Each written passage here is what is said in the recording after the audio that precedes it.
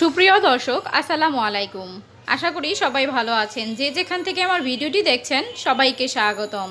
আজ আমি খুব সহজ এবং সিম্পল একটি রেসিপি নিয়ে হাজির হয়েছি। কলিজা ঠান্ডা করার মতো একটি রেসিপি নিয়ে হাজির হয়েছি। আজ তৈরি করে দেখাবো পুদিনা পাতার শরবত। চলুন তাহলে দেখে নিই আমি কিভাবে পুদিনা পাতার শরবতটা তৈরি করে নিয়েছি। শরবতটি তৈরি করার জন্য প্রথমে আমি কিছু পুদিনা পাতা নিয়েছি।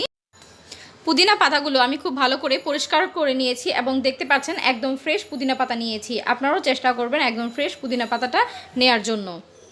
তো এখন এইগুলোকে আমি পাটায় বেটে নিব। আপনারা চাইলে ব্লেন্ডারে ব্লেন্ড করে নিতে পারেন, তবে আমার বাসায় আজ সারাদিন কারেন্ট ছিল না, তাই আমি পাটায় বেটে নিয়েছি। এখন এর মধ্যে আমি দিয়ে দিচ্ছি কিছু পানি এবং এর মধ্যে আমি দিয়ে দিব একটা লেবুর রস। আমি এখানে একটা লেবু পুরোটা ব্যবহার করেছি।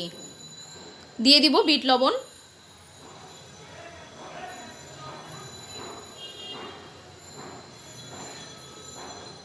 এখন এর মধ্যে আমি দিয়ে দিব পরিমাণ মতো চিনি।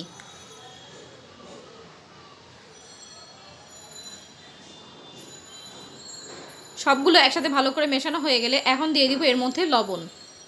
আবারও একটু মিক্স করে নিচ্ছি। এখন একটি ছাঁকনির সাহায্যে আমি রসগুলোকে ছেঁকে নিব।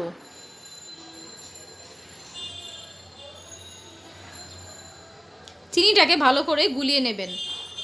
আমি একটি চামচের সাহায্যে এভাবে ছেঁকে নিচ্ছি। দেখতে পাচ্ছেন অনেক আঁশ রয়ে গিয়েছে।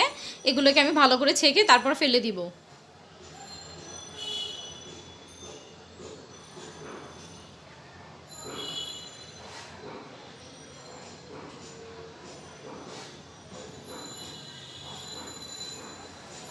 দেখতে পাচ্ছেন অনেকটা আঁশ রয়েছে, এগুলোকে এখন আমি ফেলে দিব। এর মধ্যে আমি আরও কিছু পানি অ্যাড করছি।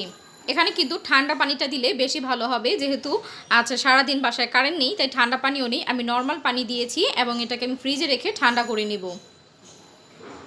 খুব ভালো করে মিশিয়ে নিচ্ছি। মিশিয়ে নিলেই কিন্তু তৈরি হয়ে গেল মজাদার পুদিনা পাতার শরবত। আমি দুটি গ্লাসে ঢেলে নিচ্ছি।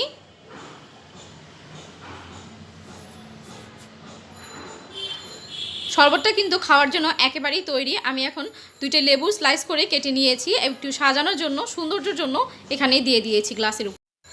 তো দেখতেই পালেন কত সহজভাবে আমি পুদিনা পাতার শরবতটি তৈরি করে নিয়েছি। চাইলে আপনারাও এভাবে বাসায় ট্রাই করে দেখতে পারেন।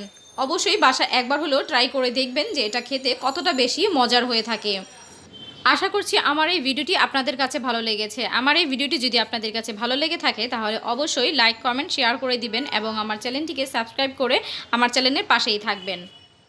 আবারও হাজির হব নতুন কোনো ভিডিও নিয়ে। আজ এই পর্যন্তই। আল্লাহ হাফেজ।